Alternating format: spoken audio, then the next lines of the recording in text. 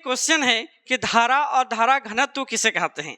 हम लोग परिभाषा को तो याद कर लेते हैं कि धारा का मतलब क्या है कि किसी भी तार में जो इलेक्ट्रॉन फ्लो करता है उसे धारा कहते हैं। और धारा घनत्व क्या है, यानी करंट डेंसिटी क्या है। जब करंट डेंसिटी का हम लोग बात करते हैं तो क्या बोलते हैं कि प्रति एकांक क्षेत्रफल से बहने वाली जो धारा होती है उसी को क्या कहते हैं, करंट डेंसिटी कहते हैं। चलिए इसको हम लोग समझने की कोशिश करते हैं। अगर आपको भी धारा और धारा घनत्व दोनों में डिफरेंस समझ में नहीं आया होगा तो ये वीडियो आपके लिए है। इस वीडियो को आप देख करके ये समझ सकते हैं कि धारा और धारा घनत्व में क्या डिफरेंस है। चलिए इजी और आसान तरीके से आपको समझाने की कोशिश करेंगे। देखिए सबसे पहले क्या है कि एक तार है जो बहुत मोटा है और एक तार है जो बहुत ही क्या है, पतला है। इस तार में क्या है कि इसमें 5 एम्पीयर का करंट फ्लो कर रहा है और इसमें भी 5 एम्पीयर का करंट फ्लो कर रहा है।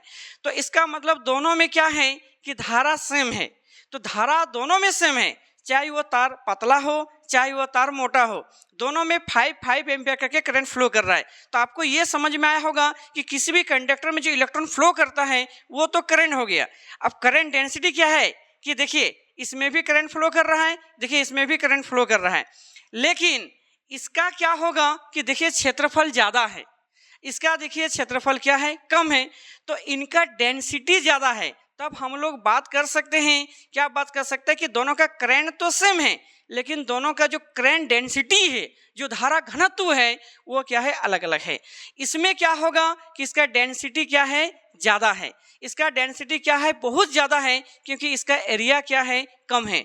और इनका क्या होता है, एरिया बड़ा है तो इसका डेंसिटी क्या है, कम होगा। अब यहाँ समझ में आपको एक चीज़ आया होगा कि अगर आपके पास एक मोटा तार है और एक अगर पतला तार है तो दोनों में करंट तो सेम जा सकता है, तो करंट तो सेम जा सकता है, लेकिन दोनों का जो करंट डेंसिटी है वो अलग अलग होगा क्योंकि जितना ज़्यादा क्षेत्रफल होगा, क्षेत्रफल अगर ज़्यादा है, एरिया अगर ज़्यादा है तो उसमें डेंसिटी क्या होगा, कम होगा, क्योंकि इलेक्ट्रॉन आराम से फ्लो कर सकता है। जैसे फॉर एक एग्जांपल देकर आपको समझाते हैं।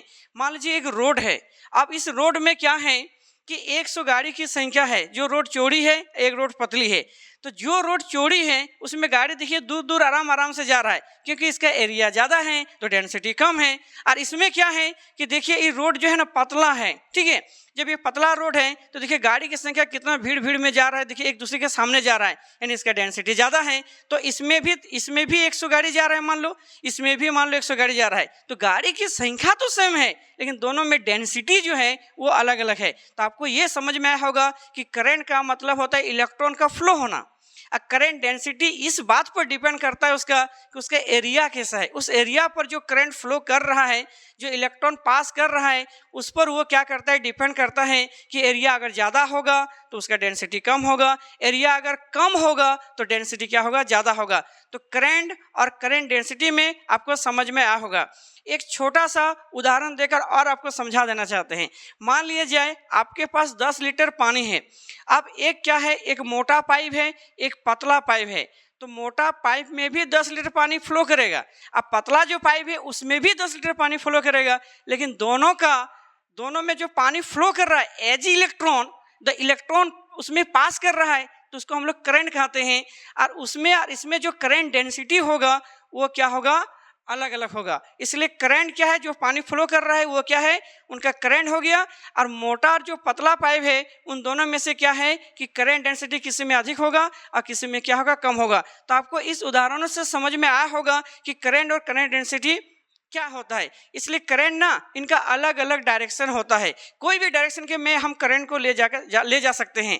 इसलिए करंट एक स्केलर है। एक्चुअली जो करंट है वो एक टेंसर क्वांटिटी है, क्योंकि इसमें वेक्टर और क्या है, डायरेक्शन है, क्योंकि इसमें अलजेब्रिक सम हम लोग नहीं कर सकते हैं, इसलिए इसको टेंसर में रखा गया है। लेकिन इंटर में जब भी हम लोग पढ़ाते हैं तो ये बात बोल देते क्लियर करके कि लास्ट में इसको स्केलर में हम लोग रखते हैं, लेकिन करंट डेंसिटी जो है वो क्या है, तो एक वेक्टर क्वांटिटी है।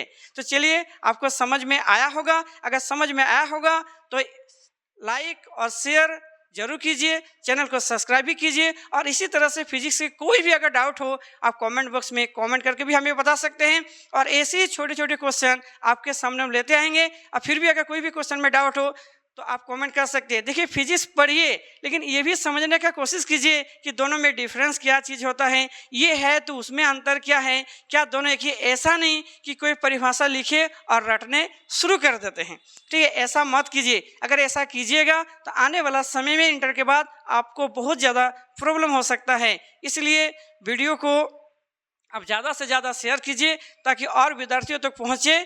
तब तक के लिए जय हिंद।